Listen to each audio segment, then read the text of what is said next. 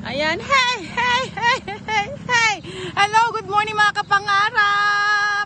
Magandang buhay, magandang umaga sa ating lahat. As you can see, new look, new place, new ambience ang inyong kapangarap sa araw na to. Yan ang pagbabalik. Yan, mga kapangarap, welcome to my YouTube channel. Kung kayo hindi pa nakasubscribe sa aking napakagandang channel, please subscribe and click the notification bell also. And syempre, please leave a comment na rin po. Ayan.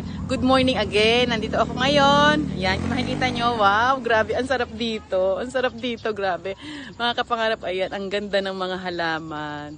Grabe talaga siya. Actually, kahapon nandito rin po kami sa lugar na to. Kaya lang yung mga halaman na gusto namin is sarado na kasi mga 6 o'clock nata kami na nagawi dito kasi very busy ako kahapon. And then, dinaagit ako ng aking mga friend. Kaninang umaga, tinawagan ako. Gumaya ka na, alsa tayo. Kaya ayan, nandito kami, 6 o'clock in the morning kami ay nagbike. Grabe, ang sakit ng hita ko kasi yung bike ko ang liit lang, pambata. Eto mga kapangarap, papakita ko kayo, itutur ko kayo sa aming hardin, sa aming hardin. Joke lang. Itutur ko kayo mga kapangarap sa napakagandang halaman ito. We are in Hagonoy, Bulacan. Yan, tingnan niyo po ang mga halaman nila, sobrang gaganda, ang sarap. Nakaka-relax ang kanilang mga halaman. Sarap nga naman pagising sa umaga, ganito na yung kaya pagising sa umaga, hindi pa naliligo. Ayan. Kuya, okay lang po bang ano to? Ipakita sa vlog to? Yung ano nyo. Ano ang aking mga kasama. Okay lang ba? Yun, kukuha akong ganun. Ano ba ito?